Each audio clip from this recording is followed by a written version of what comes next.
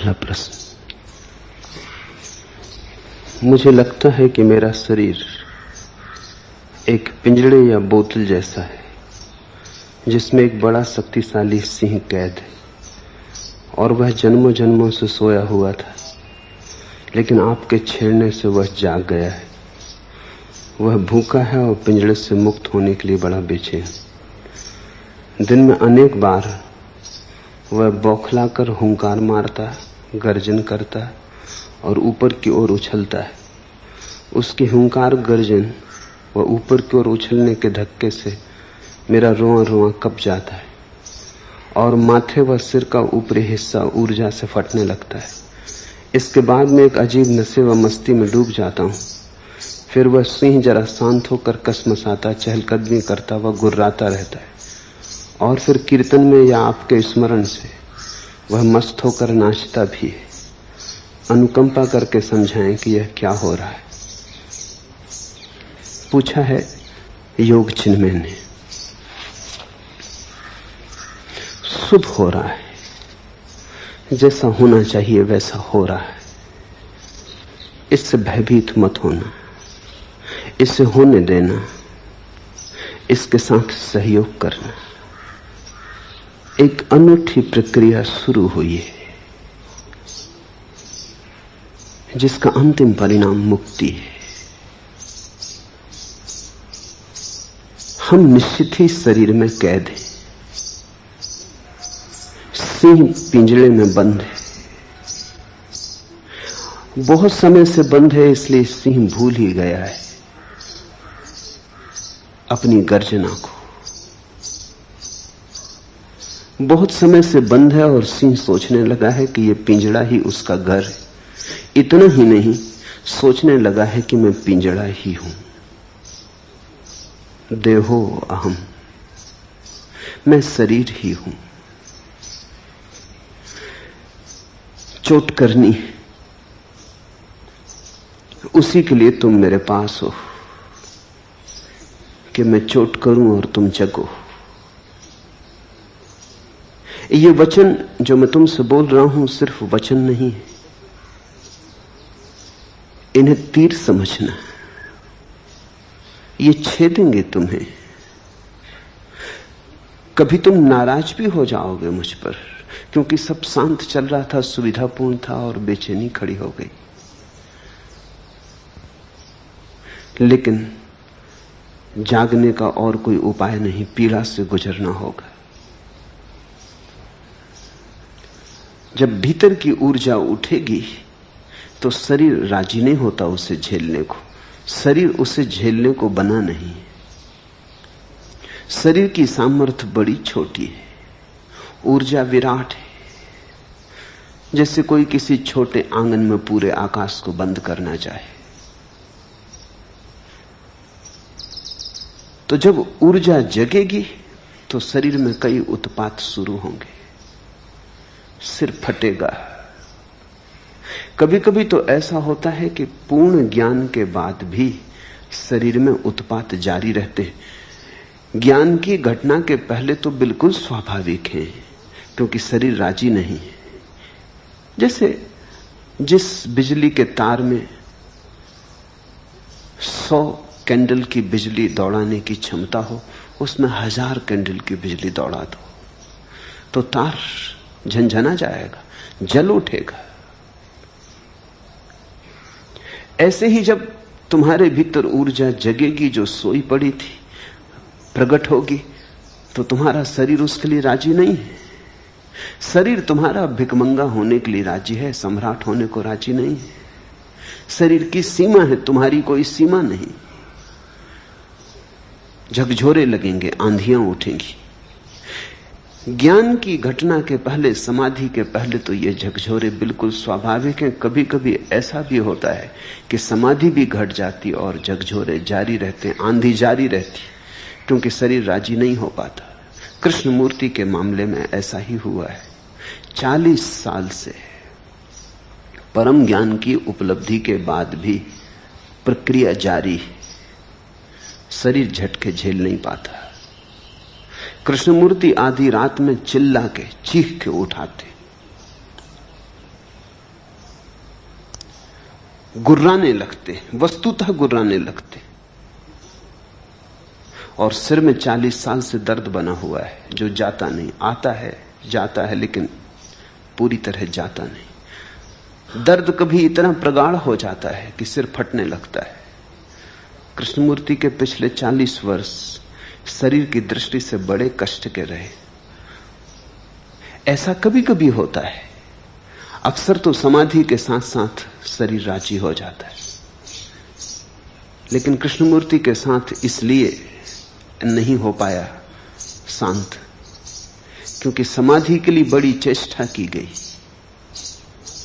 Theosophy के जिन विचारकों ने कृष्णमूर्ति को बड़ा किया, उन्होंने बड़ा प्रयास किया, समाधि को लाने के लिए बड़ी अथक चेष्टा की। उनकी आकांक्षा थी कि एक जगत गुरु को वो पैदा करें। जगत को जरूरत है कोई बुद्धावतार पैदा हो। कृष्णमूर्ति ने अगर अपनी ही चेष्टा से काम किया होता तो शायद उन्हें 1-2 जन्म और लग जाते, लेकिन तब ये अड़चन न होती। त्वरा के साथ काम किया गया, जो 2 जन्मों में होना चाहिए था वो शीघ्रता से घट गया। घट तो गया लेकिन शरीर राजी नहीं हो पाया, आकस्मिक घट गया। शरीर तैयार न था और घट गया। तो 40 वर्ष शारीरिक पीड़ा के रहे। आज भी कृष्णमूर्ति रात गुर्राते, नींद से उठाते, ऊर्जा सोने नहीं देती, चीखते हैं। ये थोड़ी हैरानी की बात मालूम होगी कि परम ज्ञान को व्यक्ति रात में चीखे, लेकिन पूरा गणित साफ है। जिस घटना को घटने में 2 जन्म कम से कम लगते, वो बड़ी शीघ्रता से घटा ली गई। उसके लिए शरीर तैयार नहीं हो पाया था, इसलिए प्रक्रिया अभी भी जारी है। घटना घट गई और तैयारी जारी है। घर पहुंच गए और शरीर पीछे रह गया, वो अभी भी घसीट रहा है। आत्मा घर पहुंच गई, शरीर घर नहीं पहुंचा है।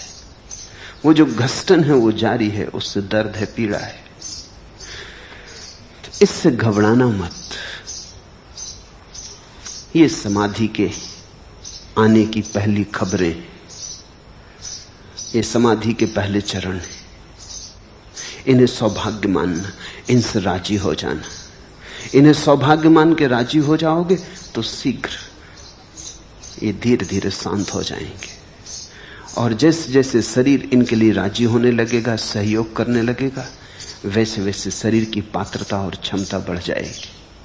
उस असीम को पुकारा है तो असीम बनना होगा। उस विराट को चुनौती दी है तो विराट बनना होगा। पुरानी बाइबल में बड़ी अनूठी कथा है जैकब की। जैकब ईश्वर की खोज करने में लगा है। उसने अपनी सारी संपत्ति बेच दी, अपने सारे परिजनों, अपनी पत्नी, अपने बच्चे, अपने नौकर, सबको अपने से दूर भेज दिया। वह एकांत नदी तट पर ईश्वर की प्रतीक्षा कर रहा है। ईश्वर का आगमन हुआ, लेकिन घटना बड़ी अद्भुत है कि जैकब ईश्वर से कुश्ती करने लगा। अब ईश्वर से कोई कुश्ती करता है, लेकिन जैकब ईश्वर से उलझने लगा। कहते हैं रात भर दोनों लड़ते रहे। सुबह होते होते, भोर होते होते जैकब हार पाया। जब ईश्वर उसे जाने लगा तो जैकब ने ईश्वर के पैर पकड़ लिए और कहा, मुझे आशीर्वाद तो दे दो। ईश्वर ने कहा, तेरा नाम क्या है? तो जैकब ने अपना नाम बताया, कहा मेरा नाम जैकब। ईश्वर ने कहा, आज से तू इज़राइल हुआ, जिस नाम से यहूदी जाने जाते। आज से तू इज़राइल, अब तू जैकब ना रहा, जैकब मर गया। जैसे मैं तुम्हारा नाम बदल देता हूं जब सन्यास देता हूं, पुराना गया। ईश्वर ने जैकब को कहा, जैकब मर गया, अब से तू इज़राइल है। यह कहानी पुरानी बाइबल में है। ऐसी कहानी कहीं भी नहीं कि कोई आदमी ईश्वर से लड़ा हो, लेकिन इस कहानी में बड़ी सच्चाई है। जब वो परम ऊर्जा उतरती तो करीब करीब जो घटना घटती है वो लड़ाई जैसी ही है। और जब वो परम घटना घट जाती है और तुम ईश्वर से हार जाते हो और तुम्हारा शरीर पस्त हो जाता है और तुम हार स्वीकार कर लेते हो, तो तुम्हारी परम दीक्षा हुई। उसी घड़ी ईश्वर का आशीर्वाद बरसता है। तब तुम नए हुए, तभी तुमने पहली बार अमृत का स्वाद चखा। तो योग चिन्ह में करीब करीब वहां है जहां जैकब रहा होगा। रात कितनी बड़ी होगी कहना कठिन है, संघर्ष कितना होगा कहना कठिन है, कोई भविष्यवाणी नहीं की जा सकती। लेकिन सुबह संघर्ष, इस ऊर्जा को सहारा देना, ये जो सिंह भीतर मुक्त होना चाहता है यही तुम हो। ये जो ऊर्जा उठना चाहती है सिर की तरफ, काम केंद्र से सहस्त्रार की तरफ जाना चाहती, राह बनाना चाहती, यही तुम हो। ये जन्मों जन्मों से कुंडली मार के पड़ी थी, अब ये फन उठाना शुरू कर रही है। सौभाग्यशाली हो, धन्यभागी हो। इसी से परम आशीर्वाद के करीब आओगे, तुम्हारा वास्तविक रूपांतरण होगा। कृष्णमूर्ति ने अपने नोटबुक में लिखा है कि जब भी ये सिर फटता है और रात में सो नहीं पाता और चीख पुकार उठती है और कोई मेरे भीतर गुर्राता है, उसके बाद ही बड़े अनूठे अनुभव घटते हैं।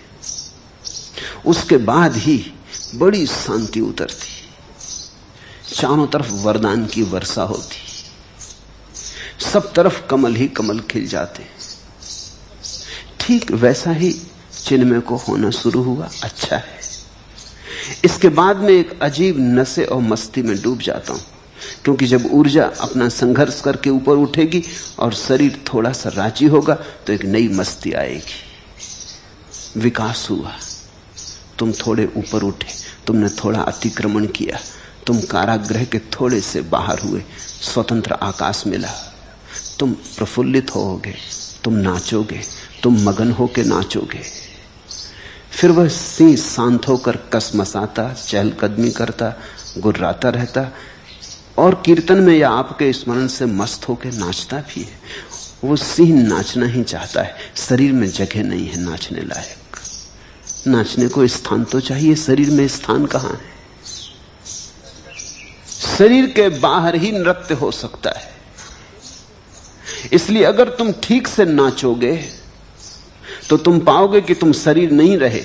नाच की आखिरी गरिमा में, आखिरी ऊंचाई पर तुम शरीर के बाहर हो जाते हो। शरीर फिरकता रहता, थिरकता रहता, लेकिन तुम बाहर होते हो, तुम भीतर नहीं होते। इसलिए तुम्हें ध्यान की प्रक्रियाओं में नृत्य को अनिवार्य रूप से जोड़ दिया हूं, क्योंकि नृत्य से अद्भुत ध्यान के लिए और कोई प्रक्रिया नहीं। अगर तुम भरपूर नाच लो, अगर तुम समग्र रूप से नाच लो, तो उस नाच में तुम्हारी आत्मा शरीर के बाहर हो जाएगी। शरीर थिरकता रहेगा, लेकिन तुम अनुभव करोगे कि तुम शरीर के बाहर हो, और तब तुम्हारा असली नृत्य शुरू होगा। यहां शरीर नीचे नाचता रहेगा, तुम वहां ऊपर नाचोगे। शरीर पृथ्वी पर, तुम आकाश पर। शरीर पार्थिव में, तुम अपार्थिव में। शरीर जड़ नृत्य करेगा, तुम चैतन्य का नृत्य करोगे, तुम नटराज हो जाओगे।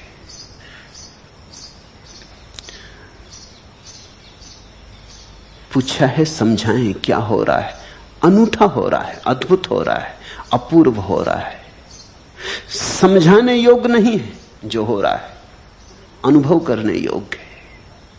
जो भी मैं कहूंगा उससे कुछ समझ में नहीं आएगा, उससे इतना ही हो सकता है कि तुम ज्यादा सरलता से इसे स्वीकार करने में समर्थ हो जाओ, इससे राजी हो जाओ। इसे दबाना मत। स्वाभाविक मन होता है दबाने का कि ये क्या पागलपन है कि मैं सिंह की तरह गुर्रा रहा हूं। ये गर्जना कैसी, लोग पागल समझेंगे। तो स्वाभाविक मन होता है कि दबा लो इसे, छिपा लो इसे, मत किसी को पता चलने दो, कोई क्या कहेगा, फिक्र मत करना। कौन क्या कहता है इसकी फिक्र मत करना। लोग पागल कहें तो पागल हो जाना। पागल हुए बिना कभी कोई परमहंस हुआ है? तुम तो अपने भीतर पर ध्यान देना। अगर इससे आनंद आ रहा है, मस्ती आ रही, सुरा बरस रही, तो तुम फिक्र मत करना। इस संसार के पास कुछ भी नहीं है इतना मूल्यवान तुम्हें देने को, इसलिए इस संसार से कोई सौदा मत करना। इंच भर भी आत्मा मत बेचना अगर पूरे जगत का साम्राज्य भी बदले में मिलता हो। जीसस ने कहा है पूरा जगत भी मिल जाए और आत्मा खो जाए तो क्या सार। आत्मा बच जाए और सारा जगत भी खो जाए तो भी सार ही सार है। हिम्मत रखना, साहस रखना, भरोसे से, श्रद्धा से बढ़े जाना। जल्दी ही धीरे धीरे करके शरीर राजी हो जाएगा। तब गर्जना भी खो जाएगी, तब नृत्य ही रह जाएगा। तब सिंह तड़फेगा नहीं, क्योंकि सिंह को रास्ता मिल जाएगा। जब जाना चाहे बाहर चला जाए, जब आना चाहे तब भीतर आ जाए। तब ये देह कारागृह नहीं रह जाती, तब ये देह विश्राम का स्थल हो जाती। तुम जब आना हो भीतर आ जाओ, जब तुम जाना हो बाहर चले जाओ। जब तुम इतनी सरलता से बाहर भीतर आ सकते हो जैसे अपने घर में आते जाते हो। सर्दी है, शीत लग रही, तो तुम बाहर चले जाते हो, धूप में बैठ जाते हो। फिर धूप बढ़ गई, सूरज चढ़ाया, गर्मी होने लगी, पसीना बहने लगा, तुम उठ के भीतर चले आते हो। जैसे तुम अपने घर में बाहर भीतर आते हो, तो घर कारागृह नहीं है। ऐसा अगर तुम कारागृह में बैठे हो तो इतनी सुविधा नहीं है कि जब तुम्हारा दिल हो बाहर आ जाओ, जब तुम्हारा दिल हो भीतर आ जाओ। कारागृह में तुम बंदी हो, घर में तुम मालिक हो। जैसे जैसे तुम्हारा सिंह नाच सकेगा बाहर, उड़ सकेगा आकाश में, चांद तारों के साथ खेल सकेगा, फिर कोई बात नहीं, फिर शरीर से कोई झगड़ा नहीं। फिर शरीर विश्राम का स्थल है। जब थक जाएगा तुम भीतर लौट के विश्राम भी करोगे। फिर शरीर से कोई दुश्मनी भी नहीं, शरीर फिर मंदिर है।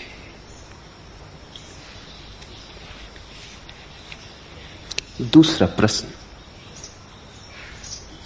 कल आपने कहा कि आप तो सदा हमारे साथ हैं, लेकिन हमारे संन्यास लेने से हम भी आपके साथ हो लेते। मुझे तो ऐसा कोई क्षण स्मरण नहीं आता जब मैंने संन्यास लिया हो। कब लिया, कहां लिया? आपने ही दिया था। मैं आप तक पहुंचा कहां हूं अभी? मुझे तब कुछ पता न था संन्यास का, और न आज ही है। तो कैसे होऊं संन्यास्त प्रभु, कैसे आऊं मैं आप तक? मेरी उतनी पात्रता कहां, मेरी उतनी श्रद्धा व समर्पण कहां?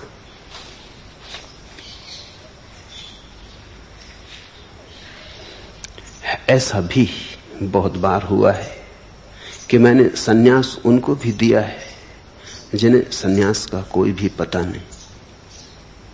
उन्हें भी सन्यास दिया है जो सन्यास लेने आए नहीं थे।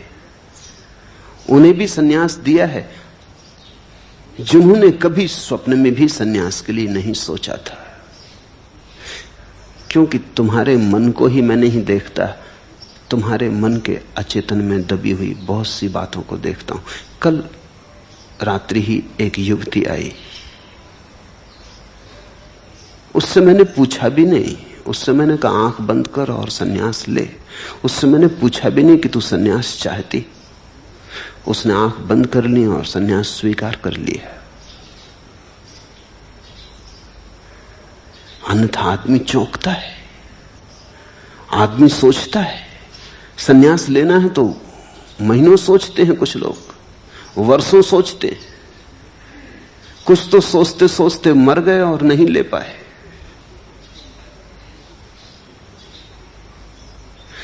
उसने चुपचाप स्वीकार कर लिया। उसे चेतन रूप से कुछ भी पता नहीं। लेकिन हम नए थोड़ी हैं, हम अति प्राचीन हैं। वो युवती बहुत जन्मों से खोजती रही। ध्यान की उसके पास संपदा है। उस संपदा को देख के ही मैंने कहा कि तू डूब, आंख बंद कर। उससे मैंने कहा तुझसे मैं पूछूंगा नहीं कि तुझे संन्यास लेना या नहीं, पूछने की कोई जरूरत नहीं। ऐसा ही मैंने दयाल को भी संन्यास दिया था। दयाल का ये प्रश्न है, दयाल से पूछा नहीं, दयाल को पता भी नहीं तुम्हें अपना ही पता कहां है, तुम कहां से आते हो पता नहीं, क्या क्या संचित संपदा लाते हो पता नहीं, क्या क्या तुमने किया है अनेक अनेक जन्मों में उसका तुम्हें पता नहीं, क्या क्या तुमने खोज लिया था, क्या क्या अधूरा रह गया है उसका तुम्हें कुछ पता नहीं। हर बार मौत आती है और तुमने जो किया था सब चौपट कर जाती। तुम में से बहुत ऐसे हैं जो बहुत बार संन्यास्त हो चुके, हर बार मौत आके चौपट कर गई और तुम्हारी इतनी स्मृति नहीं है कि तुम याद कर लो। ऐसा ही समझो कि तुम एक काम कर रहे थे, तुम एक चित्र बना रहे थे, अधूरा बना पाए थे कि मौत आ गई। बस मौत आ गई तो तुम भूल गए, फिर तुम जन्मे। फिर अगर तुम्हें वो अधूरी चित्र की सूचना भी मिल जाए, वो अधूरा चित्र भी तुम्हारे सामने ला के रख दिया जाए, तो भी तुम्हें याद नहीं आता, क्योंकि तुमने तो सोचा ही नहीं इस जन्म में कि मैं और चित्रकार। और अगर मैं तुमसे कहूं इसे पूरा कर लो, यह अधूरा पड़ा है, तुमने बड़ी आकांक्षा से बनाया था, तुमने बड़ी गहन अभीप्सा से रचा था, अब इसे पूरा कर लो। मौत बीच में आ गई थी, अधूरा छूट गया था। तुम कहोगे मुझे तो कुछ पता नहीं, आप पकड़ा देते हैं तूलिका तो ठीक है, लेकिन मुझे तूलिका पकड़ना भी नहीं आता। आप रख देते हैं ये रंग तो ठीक है, रंग दूंगा, लेकिन मुझे कुछ पता नहीं कि चित्र कैसे बनाए जाते हैं। फिर भी मैं तुमसे कहता हूं शुरू करो, शुरू करने से ही याद आ जाएगी। चलो पकड़ो तूलिका हाथ में, याद आ जाए शायद।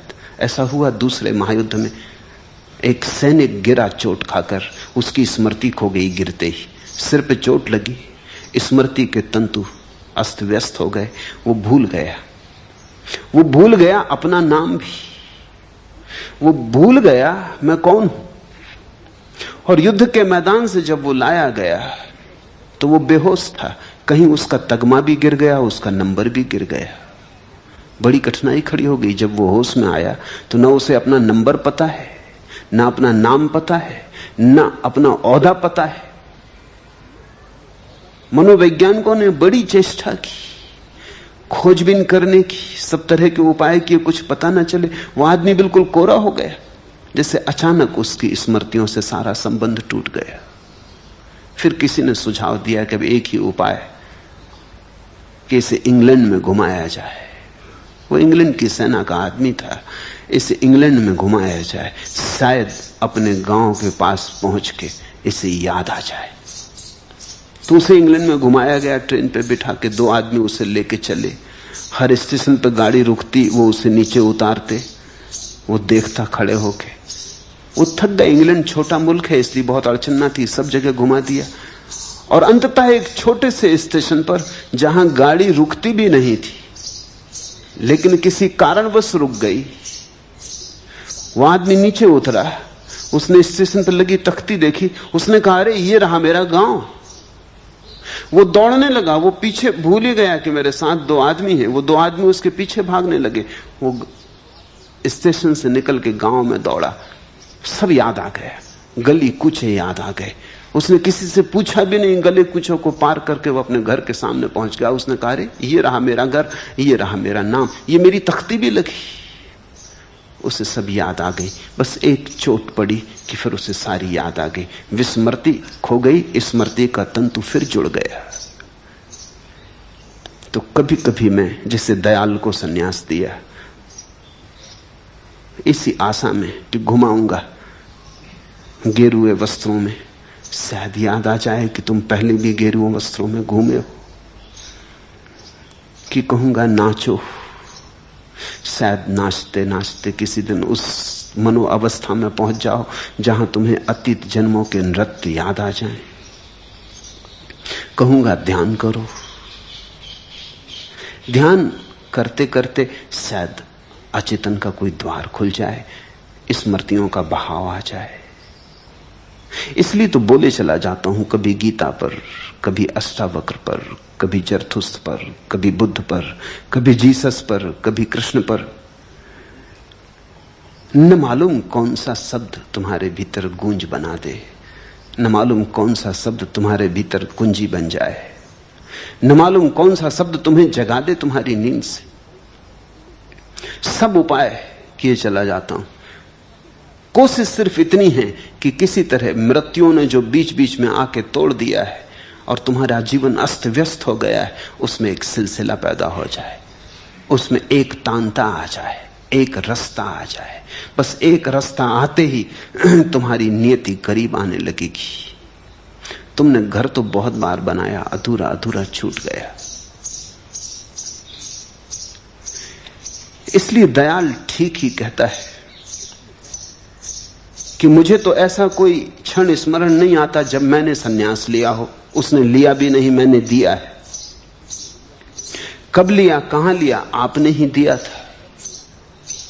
मैं आप तक पहुंचा कहां हूं अभी? मुझ तक तो तुम तभी पहुंचोगे जब तुम तक पहुंच जाओगे। मुझ तक पहुंचने का और कोई उपाय भी नहीं। अपने तक पहुंच जाओ कि मुझ तक पहुंच गए। स्वयं को जान लो तो मुझे जान लिया। मेरे पास आने के लिए बाहर की कोई यात्रा नहीं करनी, अंतरतम और अंतरतम में उतर जाना है। न मुझे तब कुछ पता था सन्यास का और न आज ही पता है, होगा शीघ्र ही पता होगा। न तब पता था न आज पता है, ये सच। लेकिन ये मनोदशा अच्छी कि तुम सोचते हो, जानते हो कि तुम्हें पता नहीं। दुर्भाग्य तो उनका है जिनको पता नहीं और सोचते हैं कि पता है। तुम तो ठीक स्थिति में हो। यही तो निर्दोष चित्त की बात है कि मुझे पता नहीं। तो तुम खाली हो, तो तुम्हें भरा जा सकता है। कुछ हैं जिन्हें कुछ भी पता नहीं है और बहुत है उनकी संख्या, लेकिन सोचते हैं उन्हें पता है।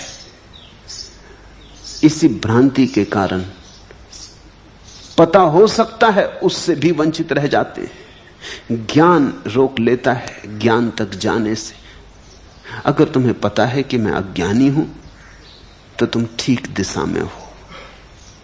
ऐसी निर्दोष चित्तता में ही ज्ञान की परम घटना घटती। जानना कि मैं नहीं जानता हूं, जानने की तरफ पहला कदम है। मेरी पात्रता कहां, मेरी उतनी श्रद्धा और समर्पण कहां? ये पात्र व्यक्ति के हृदय में ही भाव उठता है कि मेरी पात्रता कहां। अपात्र तो समझते हैं हम जैसा सुपात्र कहां। ये विनम्र भाव ही तो पात्रता है कि मेरी पात्रता कहां, कि मेरा समर्पण कहां, कि मेरी श्रद्धा कहां। यही तो श्रद्धा की सूचना है। बीज मौजूद है, बस समय की प्रतीक्षा है। ठीक अनुकूल समय पर, ठीक अनुकूल ऋतु में अंकुरण होगा, क्रांति घटेगी। और ये यात्रा तो अनूठी यात्रा है। ये यात्रा तो अपरिचित अज्ञेय की यात्रा है। मुसलसल खामोशी कि ये पर्दापोशी, अबस है कि अब राजदां हो गए हम। सुकून खो दिया हमने तेरे जुनू में, तेरे गम में 16 बजा हो गए हम। हुए इस तरह खम जमानों के हाथों, कभी तीर थे अब कमा हो गए हम। न रहबर न कोई रफीके सफर है, ये किस रास्ते पर रवां हो गए हम। हमें बेखुदी में बड़ा लुत्फ आया कि गुम हो के मंजिल निसा हो गए हम। ये मंजिल ऐसी है कि खो के मिलती है। तुम जब तक हो तब तक नहीं मिलेगी, तुम खोए की मिलेगी। हमें बेखुदी में बड़ा लुत्फ आया, जहां तुम नहीं, जहां तुम्हारा अहंकार गया, जहां बेखुदी आई। हमें बेखुदी में बड़ा लुत्फ आया कि गुम होके मंजिल निसा हो गए हम। कि खोके और पहुंच गए। यह रास्ता मिटने का रास्ता है। तो अगर तुम्हें लगता है मेरी समर्पण की पात्रता कहां, मिटना शुरू हो गए, बेखुदी आने लगी। अगर तुम्हें लगता है कि मेरी श्रद्धा कहां, तो बेखुदी आने लगी, तुम मिटने लगे। सन्यास यही है कि तुम मिट जाओ ताकि परमात्मा हो सके। न रहबर न कोई रफीके सफर है। ये तो बड़ी अकेले की यात्रा है। न कोई रहबर न रफीके सफर है, न कोई साथी है, न कोई मार्गदर्शक है। अंततः तो गुरु भी छूट जाता है, क्योंकि वहां इतनी जगह भी कहां। प्रेम गली अति सांकरी, तामे दो न समा है। वहां इतनी जगह कहां कि तीन बन सके, दो भी नहीं बनते। तो शिष्य हो, गुरु हो, परमात्मा हो, तो तीन हो गए। वहां तो दो भी नहीं बनते, तो वहां गुरु भी छूट जाता है, वहां तुम भी छूट जाते, वहां परमात्मा ही बचता है। न रहबर न कोई रफीके सफर है। ये किस रास्ते पर रवां हो गए हो। सन्यास तो बड़ी अनजानी यात्रा है, बड़ी हिम्मत, बड़े साहस की यात्रा है। जो अनजान में उतरने का जोखिम ले सकते हैं उनकी। ये होशियारों, हिसाब लगाने वालों का काम नहीं। ये कोई गणित नहीं है, ये तो प्रेम की छलांग है।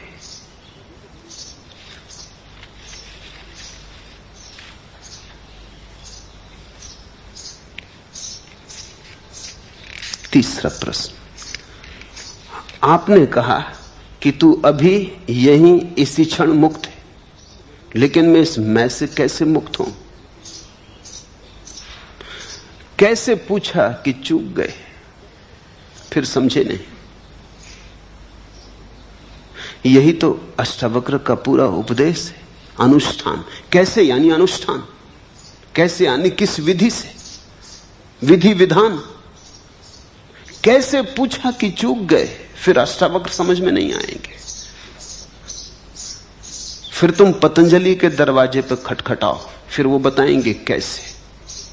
अगर कैसे में बहुत जिद है तो पतंजलि तुम्हारे लिए मार्ग होंगे। वो तुम्हें बहुत सा बताएंगे कि करो, यम, नियम, संयम, प्राणायाम, प्रत्याहार, धारणा, ध्यान, समाधि। वो इतना फैलाएंगे कि तुम भी कहोगे महाराज थोड़ा कम,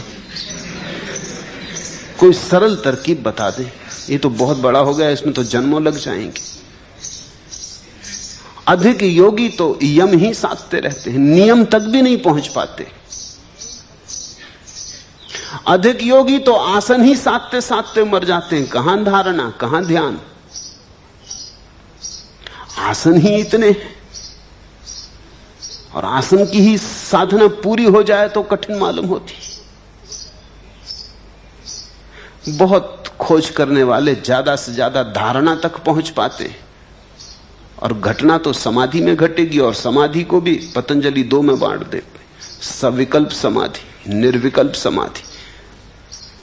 वो बांटते चले जाते हैं, सीढ़ियां बनाते चले जाते। वो जमीन से लेकर आकाश तक सीढ़ियां लगा देते। अगर तुम्हें कैसे में रुचि है, अनुष्ठान में, तो फिर तुम पतंजलि से पूछो।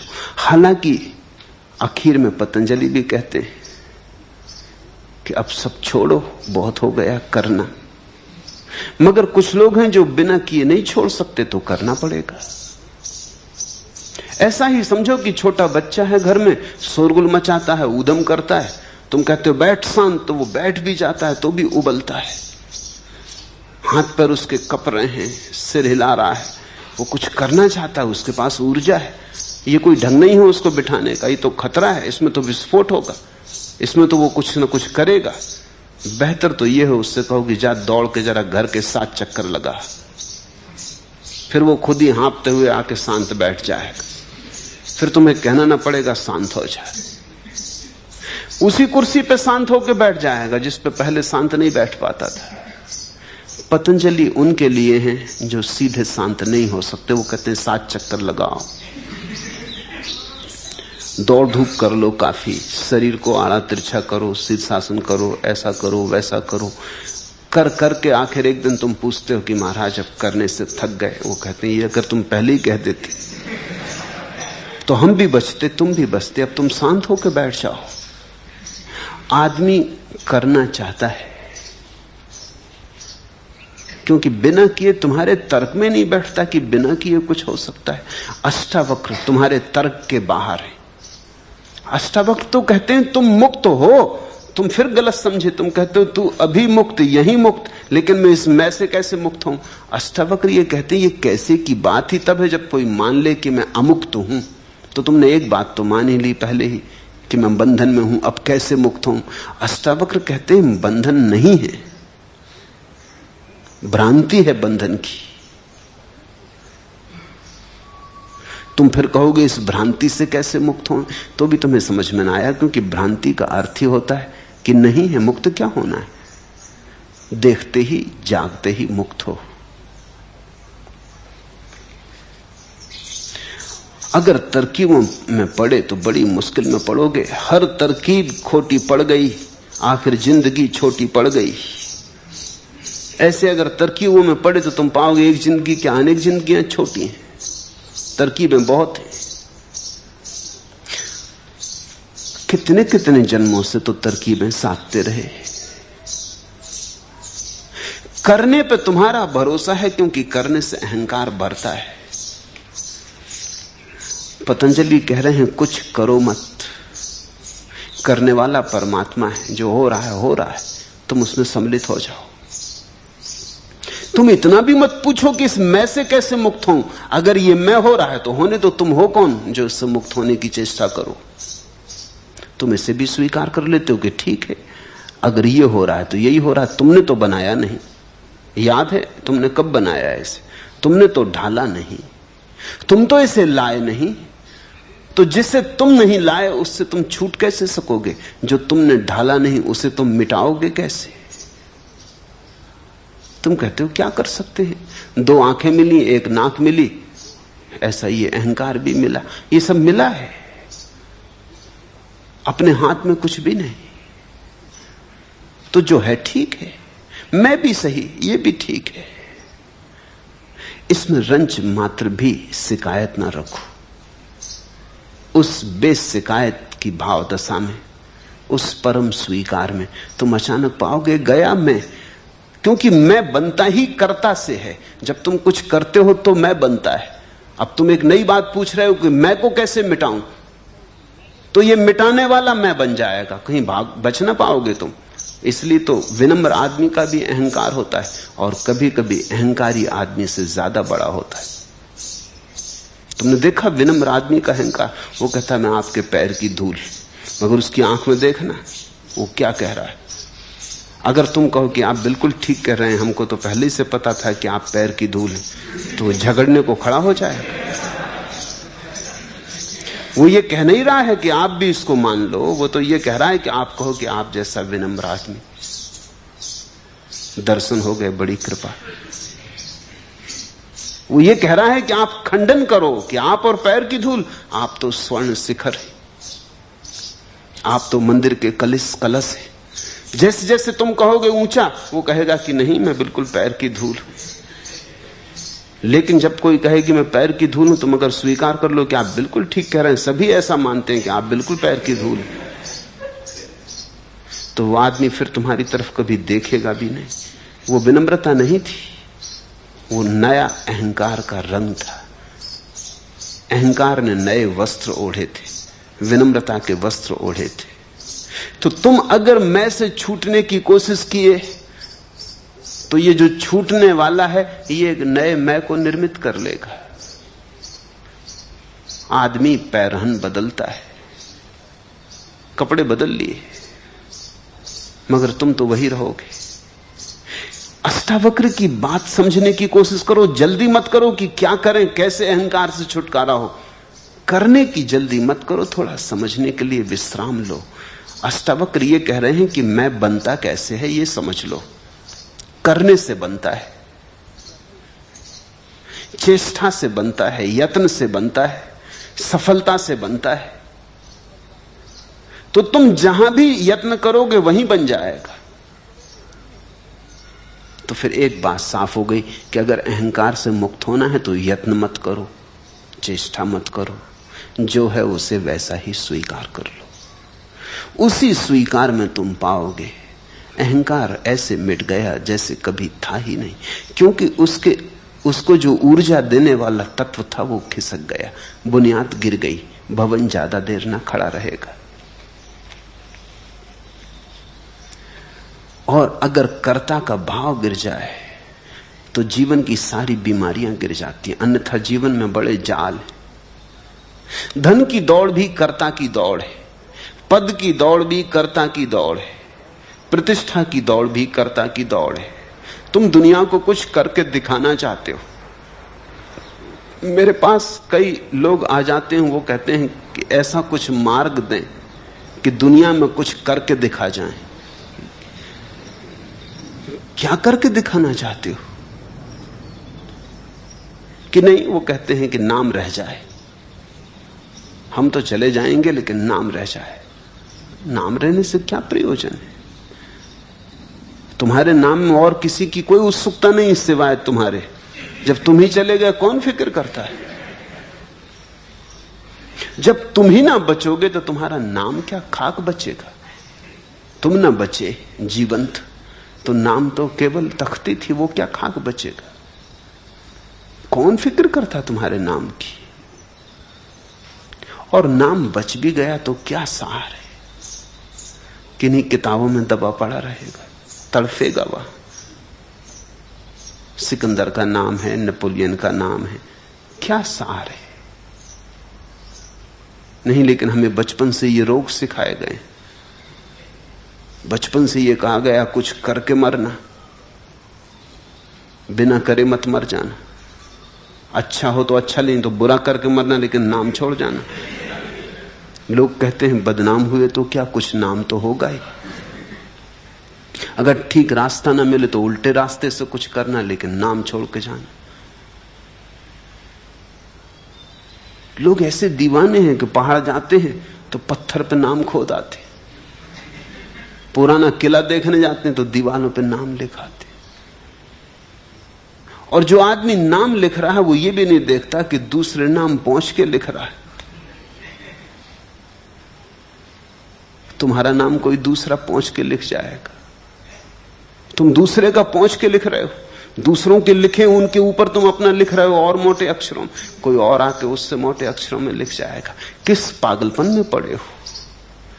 अलबेले अरमानों ने सपनों के बुने हैं जाल कई, एक चमक लेकर उठे हैं जज्बाते पामाल कई। रूप की मस्ती, प्यार का नशा, नाम की अजमत, जर का गुरूर, धरती पर इंसान के लिए हैं फैले माया जाल कई। अपनी अपनी किस्मत है और अपनी अपनी फितरत है, खुशियों से पामाल कई हैं, गम से माला माल कई। इंसानों का काल पड़ा है, वक्त कड़ा है दुनिया पर, ऐसे कड़े का वक्त पड़े थे, यूं तो पड़े हैं काल कई। दिल की दौलत कम मिलती है, दौलत तो मिलती है बहुत। दिल उनके मुफलिस थे, हमने देखे अहले माल कई। कितने मंजर पिन्हा हैं मधोसी की गहराई में, होश का आलम एक मगर मधोसी के पाताल कई। कितने मंजर पिन्हा हैं मधोसी की गहराई में। ये जो हमारी मूर्छा है, इसमें कितने दृश्य छिपे हैं, दृश्य के बाद दृश्य, पर्दे के पीछे पर्दे, कहानियों के पीछे कहानियां।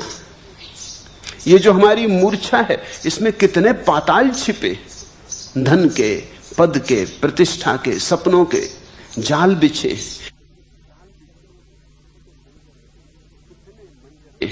कितने मंजर पिन्हा हैं मधोसी की गहराई में, होश का आलम एक मगर मधोसी के पाताल कई।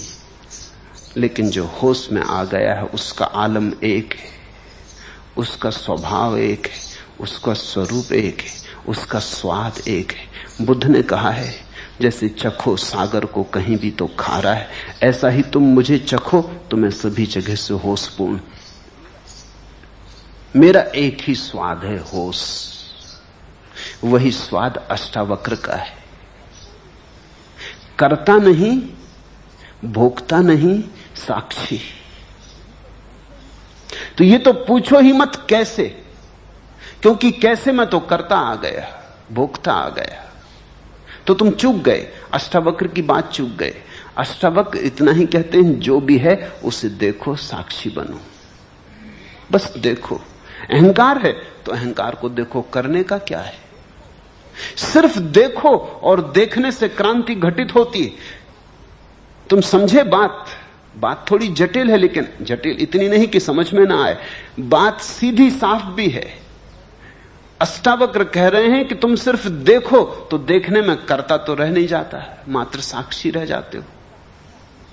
करता हटा कि कर्ता से जिन जिन चीजों को रस मिलता था, बल मिलता था, वो सब गिर जाएंगी। बिना कर्ता के धन की दौड़ कहां, पद की दौड़ कहां, बिना कर्ता के अहंकार कहां, वे सब अपने आप गिरने लगेंगे।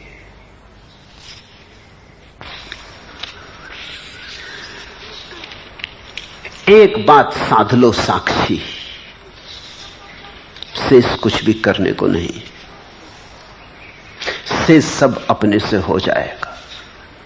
शेष सदा होता ही रहा है, तुम नाहा के बीच बीच में खड़े हो जाते। मैंने सुना है एक हाथी एक पुल पर से गुजरता था, हाथी का वजन पुल कपने लगा, एक मक्खी उसकी सूंड पे बैठी थी। जब दोनों उस पार हो गए तो मक्खी ने कहा, बेटा हमने पुल को बिल्कुल हिला दिया। हाथी ने कहा, देवी मुझे तेरा पता ही ना था जब तक तू बोली न थी कि तू भी है।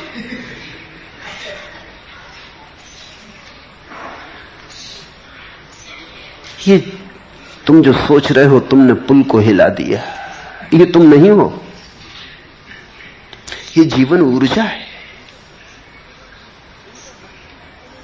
तुम तो मक्खी की तरह हो जो जीवन ऊर्जा पर बैठे कहते, बेटी बेटा देखो कैसा हिला दिया। ये अहंकार तो सिर्फ तुम्हारे ऊपर बैठा, तुम्हारी जो अनंत ऊर्जा है उससे सब कुछ हो रहा है। वो परमात्मा की ऊर्जा है, उसमें तुम्हारा कुछ लेना देना नहीं। वही तुम में श्वास लेता है, वही तुम में जागता, वही तुम में सोता। तुम बीच में ही अकड़ ले लेते हो। इतना जरूर है कि तुम जब अकड़ लेते हो तो वो बाधा नहीं डालता। हाथी ने तो कम से कम बाधा डाली। हाथी ने कहा कि देवी मुझे पता ही ना था कि तू भी मेरे ऊपर बैठी। इतना तो कम से कम हाथी ने कहा। परमात्मा इतना भी नहीं कहता। परमात्मा परम मौन है। तुम अकड़ते हो तो अकड़ लेने देता है, तुम उसके कर्त्य पर अपना दावा करते हो तो कर लेने देता है। जो तुमने किया ही नहीं है उसको भी तुम कहते हो मैं कर रहा हूं, तो भी वो बीच में आके नहीं कहता कि नहीं तुम नहीं, मैं कर रहा हूं, क्योंकि उसके पास तो कोई मैं है नहीं। तो कैसे तुमसे कहे कि मैं कर रहा हूं? इसलिए तुम्हारी भ्रांति चलती जाती। लेकिन गौर से देखो, थोड़ा आंख खोल के देखो, तुम्हारे किए थोड़ी कुछ हो रहा है, सब अपने से हो रहा है। यही नियति का अपूर्व सिद्धांत है, भाग्य का अपूर्व सिद्धांत है कि सब अपने से हो रहा है। गलत लोगों ने उसके गलत अर्थ ले लिए, गलत लोगों की भूल। अन्यथा भाग्य का इतना ही अर्थ है कि भाग्य के सिद्धांत को अगर तुम ठीक से समझ लो तो तुम साक्षी रह जाओगे और कुछ करने को नहीं है फिर। लेकिन भाग्य से लोगों ने साक्षी तो न बने, अकर्मण्य बन गए। अकर्ता तो न बने, अकर्मण्य बन गए। अकर्ता और अकर्मण्य में भेद है।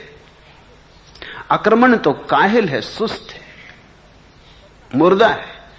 अकर्ता ऊर्जा से भरा है। सिर्फ इतना नहीं कहता कि मैं कर रहा हूं, परमात्मा कर रहा है, मैं तो सिर्फ देख रहा हूं, ये लीला हो रही, मैं देख रहा हूं। आदमी बहुत बेईमान है, सुंदरतम सत्यों का भी बड़ा कुरूपतम उपयोग करता है। भाग्य बड़ा सुंदर सत्य है, उसका केवल इतना ही अर्थ है कि सब हो रहा है, तुम्हारे किए कुछ नहीं हो रहा है, सब नियत है। जो होना है होगा, जो होना है होता है, जो हुआ है होना था। तुम किनारे बैठ के शांति से देख सकते हो लीला, कोई तुम्हें बीच में उछल कूद करने की जरूरत नहीं। तुम्हारे आगे पीछे दौड़ने से कुछ भी फर्क नहीं पड़ रहा है। जो होना है वही हो रहा है, जो होना है वही होगा। फिर तुम साक्षी हो जाते हो। साक्षी की तरफ ले जाने के लिए भाग्य का ढांचा खोजा गया था। लोग साक्षी की तरफ तो नहीं गए, लोग अकर्मण्य होकर बैठ गए। उन्होंने कहा जब जो होना है होना है तो फिर ठीक, फिर हम करें ही क्यों।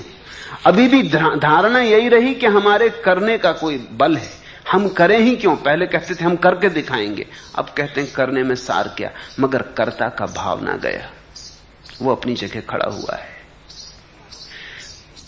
अष्टावक्र को अगर तुम समझो तो कोई विधि नहीं है, कोई अनुष्ठान नहीं है। अष्टावक्र कहते हैं अनुष्ठान ही बंधन है, विधि ही बंधन है, करना ही बंधन है।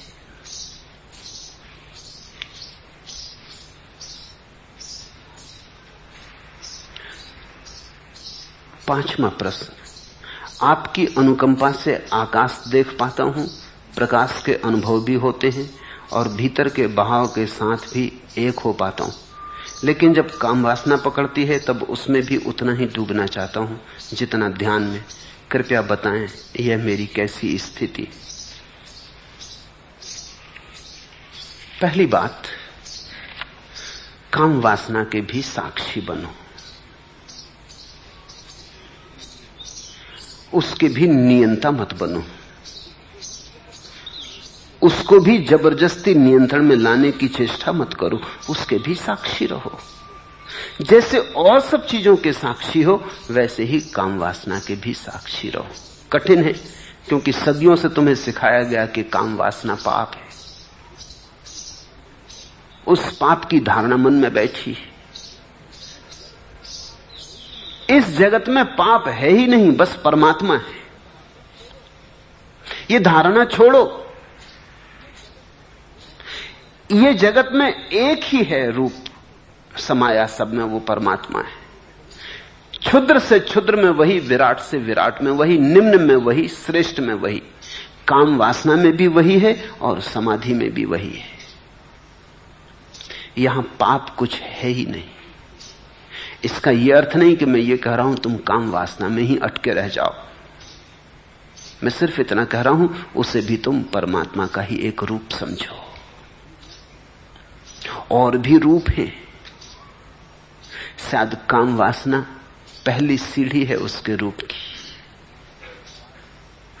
थोड़ा सा स्वाद समाधि का काम वासना में फलित होता है, इसलिए इतना रस है। जब और बड़ी समाधि घटने लगेगी तो वो रस अपने से खो जाएगा।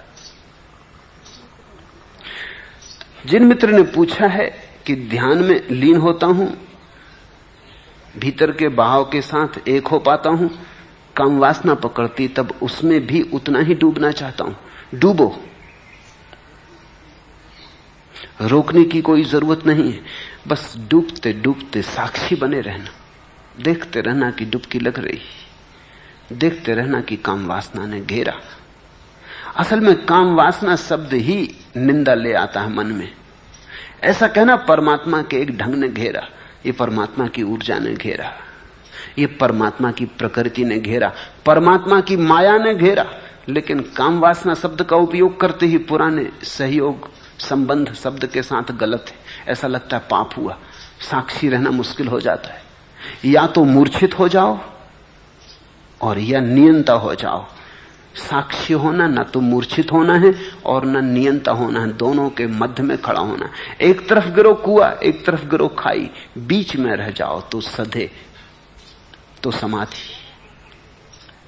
ये दोनों आसान है। काम वासना में मूर्छित हो जाना बिल्कुल आसान है, बिल्कुल भूल जाना कि क्या हो रहा है, नशे में हो जाना आसान है। काम वासना को नियंत्रण कर लेना, जबरदस्ती रोक लेना, संभाल लेना, वो भी आसान है। मगर दोनों में ही तुम चूक रहे हो। व्यभिचारी भी चूक रहा है, ब्रह्मचारी भी चूक रहा है। वास्तविक ब्रह्मचर्य तो तब घटित होता है जब तुम दोनों के मध्य में खड़े हो, जब तुम सिर्फ देख रहे हो। तब तुम पाओगे कि काम वासना भी शरीर में ही उठी और शरीर में ही गूंजी, मन में थोड़ी छाया पड़ी और विदा हो गई। तुम तो दूर खड़े रहे, तुम में कैसी काम वासना, तुम में वासना हो ही कैसे सकती है? तुम तो दृष्टा मात्र हो।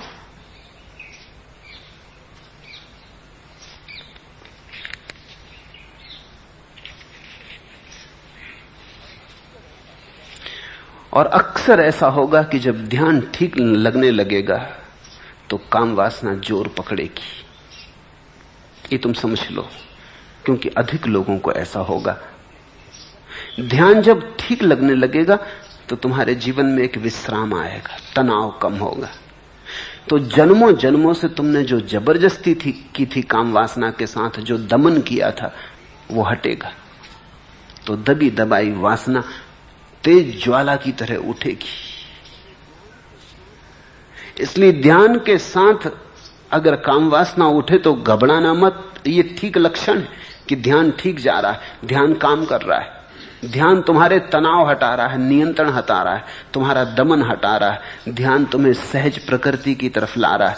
पहले ध्यान तुम्हें प्रकृतिस्थ करेगा और फिर परमात्मा तक ले जाएगा, क्योंकि जो अभी नैसर्गिक नहीं है उसका स्वाभाविक होना असंभव है। जो अभी प्रकृति के साथ भी नहीं है वो परमात्मा के साथ नहीं हो सकता। तो ध्यान पहले तुम्हें प्रकृति के साथ ले जाएगा, फिर तुम्हें परमात्मा के साथ ले जाएगा। प्रकृति परमात्मा का वाह आवरण। अगर उससे भी तुम्हारा मेल नहीं है तो अंतरतम के परमात्मा से कैसे मेल होगा? प्रकृति तो परमात्मा के मंदिर की सीढ़ियां हैं। अगर तुम सीढ़ियां ही ना चढ़े तो मंदिर के अंतर्गृह में कैसे प्रवेश होगा? अगर तुम मेरी बात समझ पाओ तो अब और दमन मत करो, अब चुपचाप उसे भी स्वीकार कर लो। परमात्मा जो दृश्य दिखाता है शुभ ही होगा, परमात्मा दिखाता है तो शुभ ही होगा। तुम नियंत्रण मत करो और न तुम निर्णायक बनो, और न तुम पीछे से खड़े होकर ये कहो कि ये ठीक और ये गलत, मैं ऐसा करना चाहता और ऐसा नहीं करना चाहता। तुम सिर्फ देखो।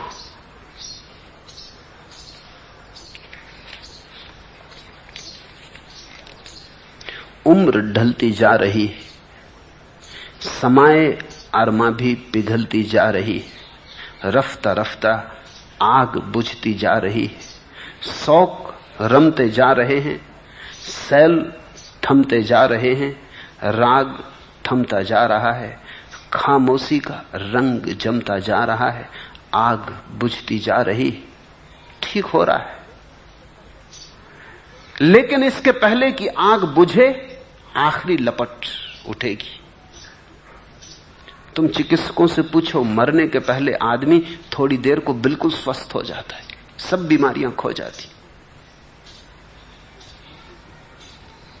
जो मुर्दे की तरह बिस्तर पे पड़ा था उठ के बैठ जाता है, आंख खोल देता है, ताजा मालूम पड़ता है। मरने के थोड़ी देर पहले सब बीमारियां खो जाती, क्योंकि जीवन आखिरी छलांग लेता है, ऊर्जा जीवन की फिर से उठती है। तुमने देखा दिया बुझने के पहले आखिरी भभक से जलता है, इसके पहले कि आखिरी तेल चुक जाए आखिरी बूंद तेल की पी के भभक उठता है, वो आखिरी भभक है। सुबह होने के पहले रात देखा कैसी अंधेरी हो जाती, वो आखिरी भभक है। ऐसे ही ध्यान में भी जब तुम गहरे उतरोगे तो तुम पाओगे आग जब बुझने के करीब आने लगती तो आखिरी भभक, काम ऊर्जा भी उठेगी। उम्र ढलती जा रही है, समाए अरमा भी पिघलती जा रही है, कामना का दिया पिघल रहा है, उम्र ढल रही, रफ्ता रफ्ता आग बुझती जा रही, शौक रमते जा रहे, सैल थमते जा रहे, प्रवाह रुक रहा है जीवन का, राग थमता जा रहा है, खामोशी का रंग जमता जा रहा है, ध्यान का रंग जम रहा है, मौन का रंग जम रहा है, खामोशी का रंग जमता जा रहा है, आग बुझती जा रही। इसमें किसी भी घड़ी भभक उठेगी, ऐसी भभक ही उठ रही है। उसे देख लो, उसे दबा मत देना, अन्यथा फिर तुम्हारे भीतर सरक जाएगी। छुटकारा होने के करीब है, तुम उसे दबा मत लेना, अन्यथा फिर बंधन शुरू हो जाए। जो दबाया गया है वो फिर निकलेगा, जिसके साथ तुमने जबरदस्ती की है वो फिर आएगा। जाने ही दो, निकल ही जाने दो, बह जाने दो, होने दो भबक कितनी ही बड़ी। तुम शांत भाव से देखते रहो, तुम्हारे ध्यान में कुछ बाधा नहीं पड़ती इससे, तुम साक्षी बने रहो।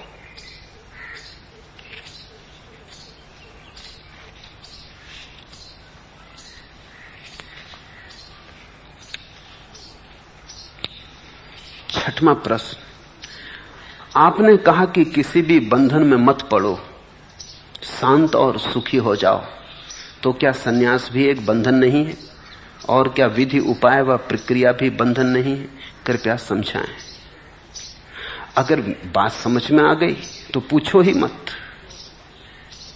अगर पूछते हो तो बात समझ में आई नहीं। अगर बात समझ में आ गई मेरी कि किसी बंधन में मत पड़ो, शांत और सुखी हो जाओ, तो समझते से ही तुम सुखी और शांत हो जाओगे। फिर ये प्रश्न कहां? सुखी और शांत आदमी प्रश्न पूछता है।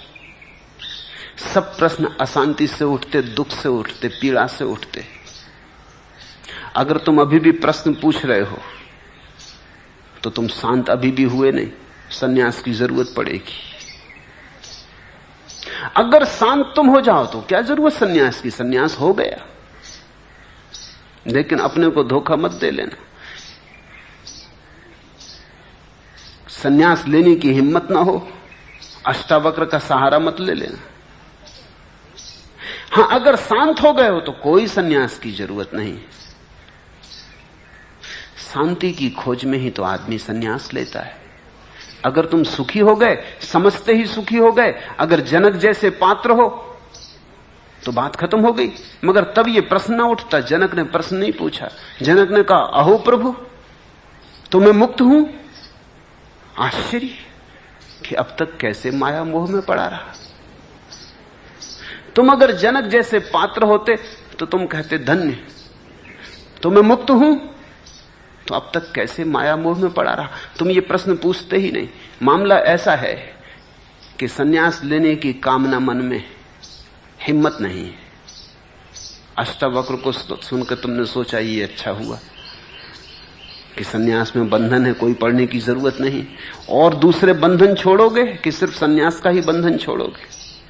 और सन्यासी तुम अभी हो ही नहीं, तो उसे छोड़ने का कोई उपाय नहीं जो तुम्हारे पास ही नहीं। और बंधन क्या क्या छोड़ोगे? पत्नी छोड़ोगे, घर छोड़ोगे, धन छोड़ोगे, पद छोड़ोगे, मन छोड़ोगे, कर्ता छोड़ोगे, अहंकार भाव छोड़ोगे, और क्या क्या छोड़ोगे जो तुम्हारे पास है। निश्चित जो तुम्हारे पास है वही तुम छोड़ सकते हो। ये तो सन्यासियों को पूछने दो जो सन्यासी हो गए, तुम तो अभी सन्यासी हुए नहीं। ये तो सन्यासी पूछे कि क्या आप छोड़ दें सन्यास, तो समझ में आता है उसके पास सन्यास है, तुम्हारे पास है ही नहीं। जो तुम्हारे पास नहीं उसे तुम छोड़ोगे कैसे? जो तुम्हारे पास है वही पूछो। गृहस्थी छोड़ दें ये पूछो।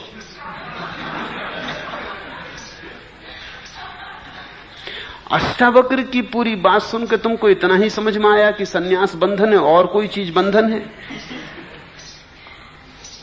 आदमी चालाक है, मन बेईमान है। मन बड़े हिसाब में रहता है, वो देखता अपने मतलब की बात निकाल लो। चलो तो बहुत ही अच्छा हुआ, झंझट से बचे। डरे डरे लेने की सोच रहे थे, ये अष्टावक्र अच्छे मिल गए रास्ते पर। उन्होंने खूब समझा दिया, ठीक समझा दिया। अब कभी भूल के सन्यास न लेंगे। अष्टावक्र से कुछ और सीखोगे। लोग मेरे पास आ जाते, वो कहते हैं अब ध्यान छोड़ दें, क्योंकि अष्टावक्र कहते हैं ध्यान में बंधन है। धन छोड़ोगे, पद छोड़ोगे, सिर्फ ध्यान, और ध्यान अभी लगा ही नहीं, छोड़ोगे खा। ध्यान होता और तुम कहते छोड़ दें, तो मैं कहता छोड़ दो। मगर जिसका ध्यान लग गया वो कहेगा ही नहीं छोड़ने की बात, वो छोड़ने पकड़ने के बाहर गया। वो अष्टावक्र को समझ लेगा, आनंदित होगा, गदगद होगा। वो कहेगा ठीक, बिल्कुल बात यही तो है। ध्यान में ध्यान ही तो छूटता है, सन्यास में बंधन ही तो छूटते हैं। सन्यास कोई बंधन नहीं, ये तो केवल और सारे बंधनों को छोड़ने का एक उपाय है। अंततः तो ये भी छूट जाएगा। ऐसा ही समझो कि पैर में कांटा लगा तो तुम दूसरा कांटा उठा के पहले कांटे को निकाल लेते हो। दूसरा कांटा भी कांटा है, लेकिन पहले कांटे को निकालने के काम आ जाता है। फिर तो तुम दोनों फेंक देते हो। फिर दूसरे कांटे को संभाल के थोड़ी रखते कि इसने बड़ी कृपा की कि पहले कांटे को निकाल दिया। फिर ऐसा थोड़ी करते कि पहला कांटा जहां लगा था वहां दूसरा लगा लो, ये बड़ा प्रिय। सन्यास तो कांटा है, संसार का कांटा लगा है, उसे निकालने का एक उपाय है। अगर तुम बिना कांटे के निकाल सको, बड़ा शुभ। अष्टावक्र की बात समझ में आ जाए तो इससे शुभ और क्या हो सकता है। फिर किसी सन्यास की कोई जरूरत नहीं। लेकिन जरा सोच लेना, कहीं ये बेईमानी ना हो। अगर बेईमानी हो तो हिम्मत करो और सन्यास में उतरो। कभी ऐसी घड़ी आएगी जब सन्यास को भी छोड़ने के तुम योग्य हो जाओगे। लेकिन छोड़ना क्या है? जब समझ आती है तो छोड़ने को कुछ भी नहीं, सब छूट जाता है। यही तो जनक ने कहा कि प्रभु ये शरीर भी छूट गया। अभी जनक शरीर में है, शरीर छूट नहीं गया, लेकिन जनक कहते हैं ये शरीर भी छूट गया, ये सारा संसार भी छूट गया, ये सब छूट गया। मैं बिल्कुल अलिप्त, भावातीत हो गया। कैसी कुशलता आपके उपदेश की, ये कैसी कला। कुछ भी हुआ नहीं, न महल छूटा, न संसार छूटा, न शरीर छूटा, और सब छूट गया। जिस दिन तुम समझोगे तो फिर कुछ छोड़ने को नहीं है, न संसार और न सन्यास। छोड़ने की बात ही उस आदमी की है जो सोचता है कुछ पकड़ने को है। त्याग भी भोग की छाया है। त्यागी भी भोगी का ही शीर्षासन करता हुआ रूप है। जब भोग जाता त्याग भी जाता, वो दोनों साथ रहते, साथ जाते। इसलिए तो तुम देखते हो भोगियों को त्यागियों के पैर पड़ते, वो साथ साथ है। आधा काम त्यागी कर रहे, आधा भोगी कर रहे, दोनों एक दूसरे के साथ जुड़े। न भोगी जी सकते त्यागी के बिना, न त्यागी जी सकते भोगी के बिना। तुमने देखा ये षड्यंत्र। एक आदमी मेरे पास आया, वो कहा कि ध्यान सीखना। सन्यासी थे, पुराने ढप के सन्यासी। तो मैंने कहा कि ठीक है, कल सुबह ध्यान में आ जाओ। उन्होंने कहा वो तो जरा मुश्किल है। मैंने कहा क्यों, इसमें क्या मुश्किल है? मुश्किल ये है कि ये मेरे साथ जो हैं, जब तक ये मेरे साथ ना आए मैं नहीं आ सकता, क्योंकि पैसा ये रखते हैं, पैसा मैं नहीं छूता। इनको सुबह कहीं और जाना है, तो मैं कल सुबह तो ना आ सकूंगा। ये भी खूब मजा हुआ। पैसे की जरूरत तो तुम्हें है ही, फिर तुम अपनी जेब में रखोगी, दूसरे की जेब में, इससे क्या फर्क पड़ता है? और ये तो और बंधन हो गया। इससे तो वही ठीक जो अपनी जेब में रखते हैं, कम से कम जहां जाना है जा तो सकते। अभी एक अजीब मामला हो गया कि ये आदमी जब तक साथ ना हो तब तक तुम आ नहीं सकते, क्योंकि टैक्सी में पैसा देना पड़ेंगे, पैसा हम छूते नहीं। तो तुम अपना पाप इस आदमी से करवा रहे हो, अपना पाप खुद करो। ये बड़े मजे की बात है कि टैक्सी में तुम बैठोगे, नरक ये जाएगा। इस पर कुछ दया करो। ये भोगी योगी का खूब जोड़। तुम्हारे सारे त्यागी भोगियों से बंधे जी रहे, और तुम्हारा भोगी भी त्यागियों से बंधा जी रहा, क्योंकि वो त्यागी के चरण छू के सोचता है आज त्यागी नहीं तो कम से कम त्यागी के चरण तो छूता हूं, चलो कुछ तो तृप्ति, कुछ तो किया। आज नहीं कल मैं भी त्यागी हो जाऊंगा, लेकिन अभी त्यागी की पूजा अर्चना तो करता हूं। जैन कहते हैं कहां जा रहे?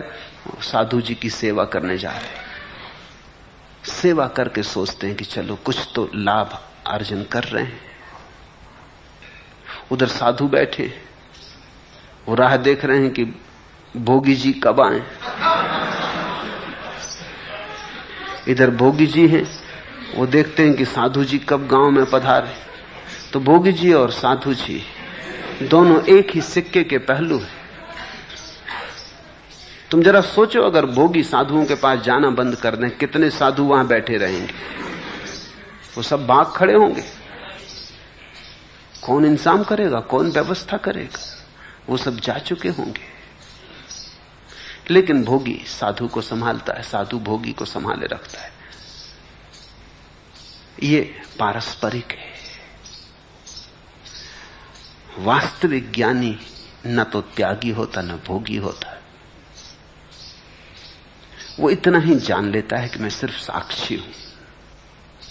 अब पैसे दूसरे की जेब में रखो कि अपनी जेब में रखो, क्या फर्क पड़ता है? वो साक्षी है। हो तो साक्षी है, ना हो तो साक्षी है। गरीब हो तो साक्षी है, अमीर हो तो साक्षी है। साक्षी में थोड़ी गरीबी अमीरी से फर्क पड़ता है। क्या तुम सोचते हो भिखमंगा साक्षी होगा तो उसका साक्षीपन थोड़ा कम होगा, और सम्राट साक्षी होगा तो उसका साक्षीपन थोड़ा ज्यादा होगा? साक्षीपन कहीं कम ज्यादा होता है। गरीब हो कि अमीर, स्वस्थ हो कि अस्वस्थ, पढ़ा लिखा हो कि बेपढ़ा लिखा, सुंदर हो कि कुरूप, ख्याति नाम हो कि बदनाम, इससे कोई फर्क नहीं पड़ता।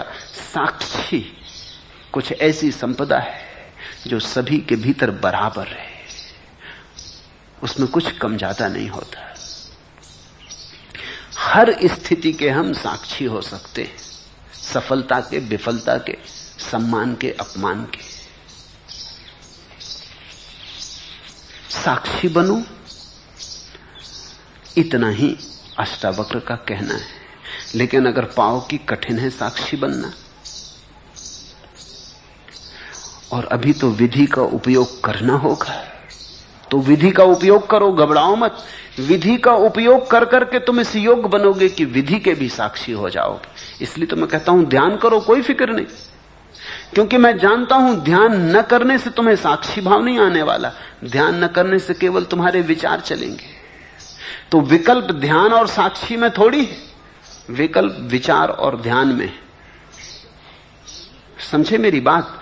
तुम जब नहीं ध्यान करोगे, सुन लिया अष्टावक्र को, अष्टावक्र ने कहा ध्यान इत्यादि सब बंधन है, और बिल्कुल ठीक कहा, 100% ठीक कहा। तो तुमने ध्यान छोड़ दिया तो तुम क्या करोगे? साक्षी हो जाओगे। उस समय तुम वही कूड़ा करकट विचार दोहराओगे। तो ये तो बड़े मजे की बात हुई। ये तो अष्टावक्र के कारण तुम और भी संसार में गिरे। ये तो सीढ़ी जिससे चढ़ना थी तुमने नरक में उतरने के लिए लगा ली। सीढ़ी वही है। मैं तुमसे कहता हूं ध्यान करो, क्योंकि अभी तुम्हारे सामने विकल्प ध्यान और विचार इसका है। अभी साक्षी का तो तुम्हारे सामने विकल्प नहीं है। हां, जब ध्यान कर करके विचार समाप्त हो जाएगा तब एक नया विकल्प आएगा कि अब चुनना है साक्षी या ध्यान। तब साक्षी चुनना और ध्यान को भी छोड़ देना। अभी अगर तुमने तय किया कि सन्यास नहीं लेना है तो तुम संसारी रहोगे। अभी विकल्प सन्यास और संसार में। अभी मैं कहता हूं लो सन्यास, फिर एक दिन ऐसी घड़ी आएगी कि विकल्प संसार और सन्यास का नहीं रह जाएगा। सन्यास तो गया, संसार रह गया। तब परम सन्यास और सन्यास का विकल्प होगा। तब मैं तुमसे कहूंगा जाने दो सन्यास, अब डूबो परम सन्यास में। हां, अगर तुम क्षण भर में जनक जैसे जा सकते हो तो मैं बाधा देने वाला नहीं। तुम सुखी हो जाओ, सुखी भव। न हो पाओ तो इसमें कोई और निर्णय करेगा नहीं, तुम ही निर्णय करना कि अगर सुखी नहीं हो पा रहे तो फिर कुछ करना जरूरी है।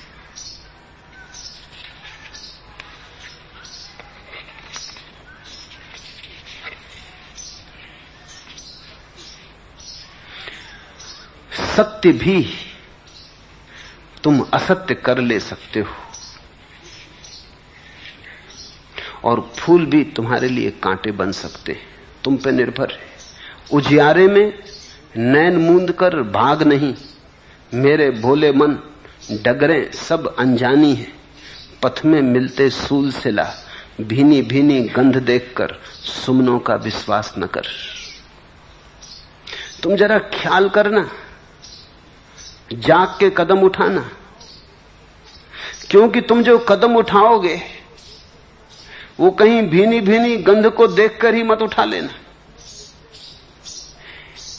पथ में मिलते सूल शिखा, सूल शिला, भीनी भीनी गंध देखकर सुमनों का विश्वास न कर। वो जो तुम्हें भीनी गंध मिलती है, ख्याल कर लेना वो कहीं तुम्हारी आरोपित ही ना हो, वो कहीं तुम्हारा लोभ ही ना हो, वो तुम्हारा कहीं भय ही ना हो, वो कहीं तुम्हारी कमजोरी ही ना हो जो तुम आरोपित कर लेते हो। और उस भीनी गंध में तुम भटक मत जाना। बड़ा सुगम है कुछ ना करना। सुन के ऐसा लगता है, लेकिन जब करने चलोगे कुछ न करना, तो इससे ज्यादा कठिन और कोई बात नहीं। सुन के तो साक्षी की बात कितनी सरल लगती कि कुछ नहीं करना, सिर्फ देखना है। जब करने चलोगे तब पाओगे अरे ये तो बड़ी दुस्तर है। ऐसा करना कि अपनी घड़ी को लेके बैठ जाना। सेकंड का कांटा 1 मिनट में चक्कर लगा लेता है। तुम उस सेकंड के कांटे पर नजर रखना और कोशिश करना कि मैं साक्षी हूं इस सेकंड के कांटे का और साक्षी रहूंगा। तुम पाओगे 2-4 सेकंड चले गया साक्षी, कोई दूसरा विचार आ गया, भूल ही गए। फिर झटका लगेगा कि अरे ये कांटा तो आगे सरक गया। फिर 2-4 सेकंड साक्षी रहे, फिर भूल गए। 1 मिनट पूरे होने में तुम 2-4-10 डुबकियां खाओगे। 1 मिनट भी साक्षी नहीं रह सकते हो तो अभी साक्षी का तो सवाल ही नहीं। अभी तो तुम विचार और ध्यान में चुनो, फिर धीरे धीरे ध्यान और साक्षी में चुनाव करना संभव हो जाएगा।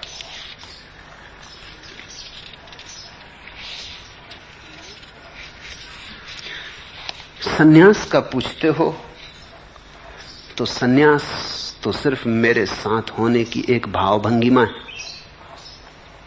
ये बंधन नहीं है, तुम मुझसे बंध नहीं रहे हो। मैं तुम्हें कोई अनुशासन नहीं दे रहा हूं, कोई मर्यादा नहीं दे रहा हूं।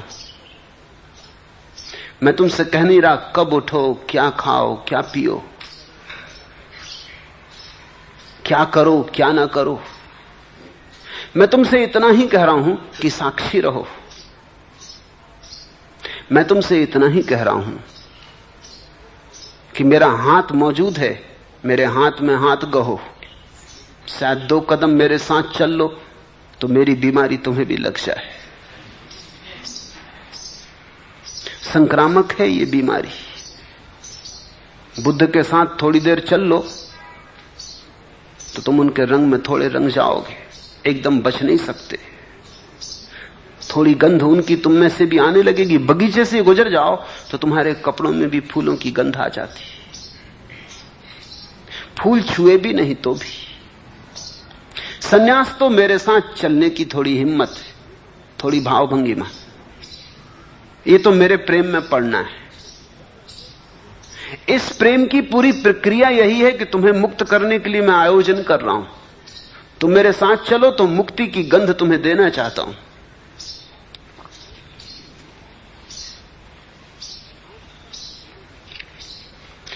सांस का पुतला हूं मैं, जरा से बंधा हूं और मरण को दे दिया गया हूं।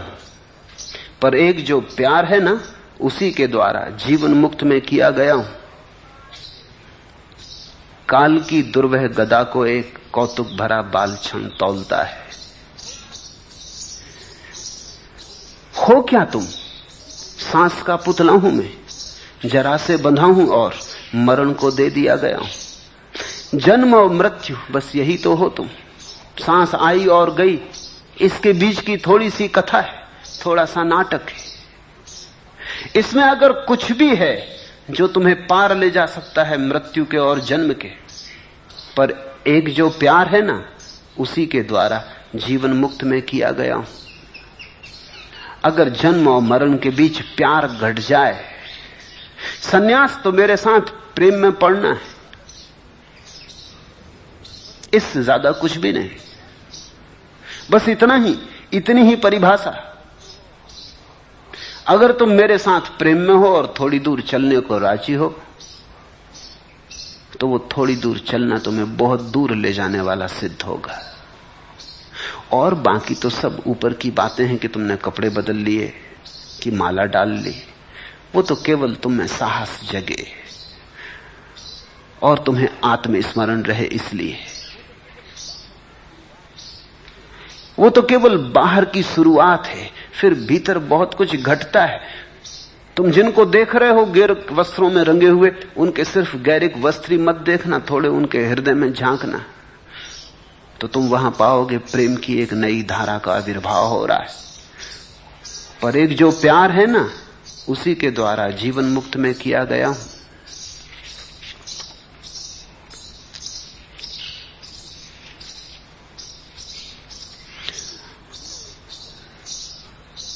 मुझे गिरने दो तुम्हारे ऊपर।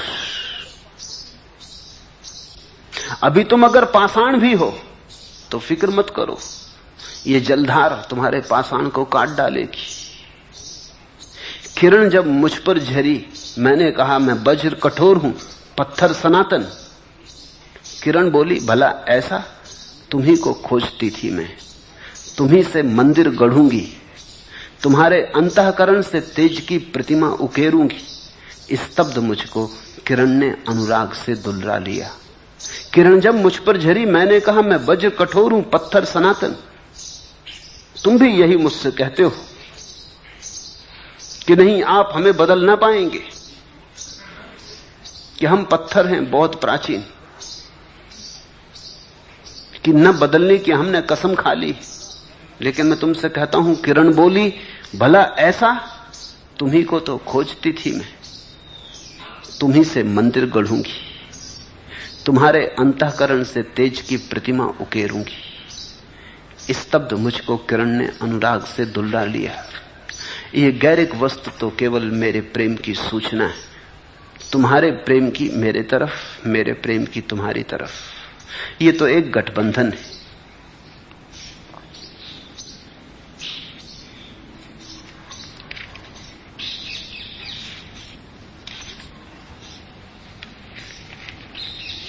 आखिरी प्रश्न। हे प्रिय प्यारे प्रणाम ले लो, इन आंसुओं को मुकाम दे दो। तुमने तो भर दी है झोली, फिर भी मैं कोरी की कोरी। हे प्रिय प्यारे मीत हमारे, शीस श्रीफल चरण तुम्हारे। जया ने पूछा है। जया मेरे करीब है बहुत वर्षों से।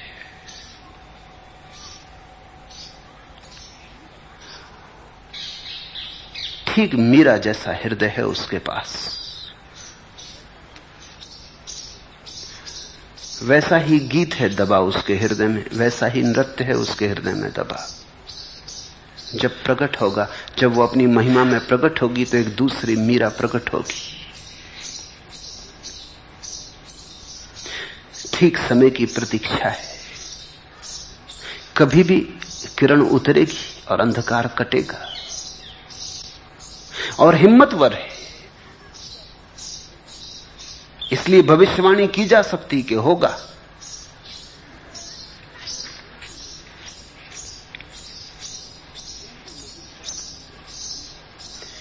किंतु नहीं क्या यही धुंध है सदावर्त, जिसमें निरंतर तुम्हारी करुणा बटती रहती है दिनयाम। कभी झांक जाने वाली छाया ही अंतिम भाषा संभव नाम। करुणाधाम बीज मंत्र यह, सार सूत्र यह, गहराई का एक यही परिमाण। हमारा यही प्रणाम, धुंध ढकी कितनी गहरी वापिका तुम्हारी, लघु अंजलि हमारी। प्रभु के सामने तो हमारे हाथ सदा छोटे ही पड़ जाते, हमारी अंजलि छोटी है। धुंध ढकी कितनी गहरी वापिका तुम्हारी, लघु अंजलि हमारी। जिनके हृदय में भी प्रेम है, उन्हें सदा ही लगेगा हमारी अंजलि बड़ी छोटी। पूछा है जया ने, हे प्रिय प्यारे प्रणाम ले लो, इन आंसुओं को मुकाम दे दो। तुमने तो भर दी है झोली, फिर भी मैं कोरी की कोरी। ये कुछ ऐसा भराव है कि इसमें आदमी और शून्य होता चला जाता। ये शून्य का ही भराव है, ये शून्य से ही भराव है। तुम्हें कोरे करने का ही मेरा प्रयास है। अगर तुम कोरे हो गए तो मैं सफल हो गया, अगर तुम भरे रह गए तो मैं असफल हो गया।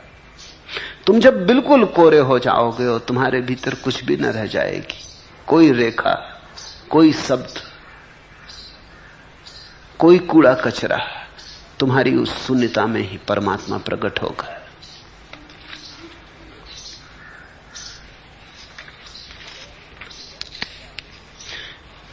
जया से कहूंगा, जा आत्मा जा, कन्या वधु का उसकी अनुगा, वह महाशून्य ही अब तेरा पथ, वह महाशून्य ही अब तेरा पथ।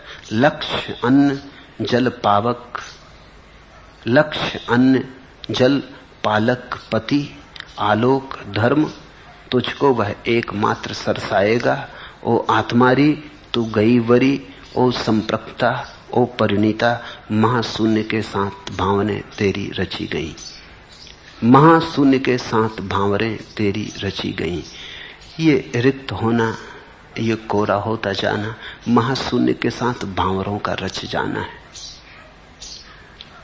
नाचते उस शून्य के महाभाव को प्रकट करते, गुनगुनाते मस्त खोते जाना है। होते जाने का एक ही उपाय है, खोते जाना है। यहां तुम पूरे शून्य हुए कि वहां परमात्मा पूरी तरह उतरा, तुम ही बाधा हो, इसलिए घबराओ मत। कोरे हो गए तो सब हो गया। महाराष्ट्र में कथा है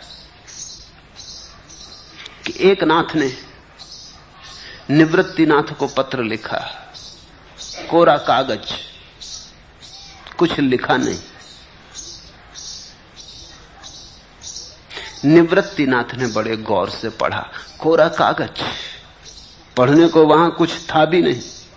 खूब पढ़ा, बार बार पढ़ा, फिर पढ़ा।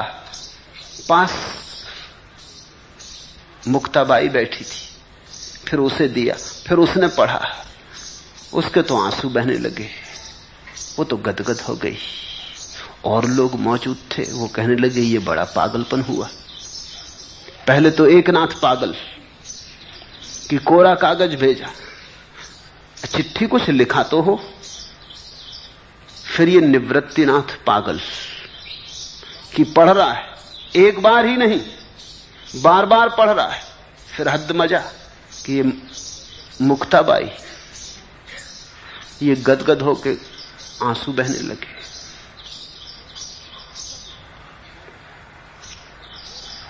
सब शास्त्र कोरे कागज है,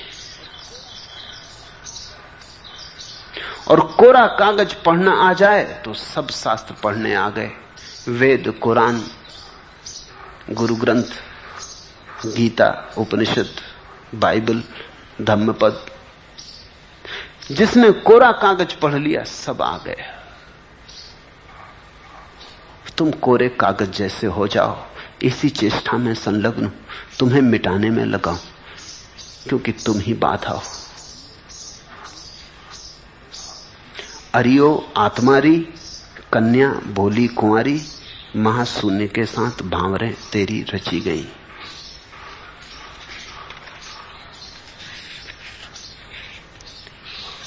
हरिओम तत्सत। आज इतना ही।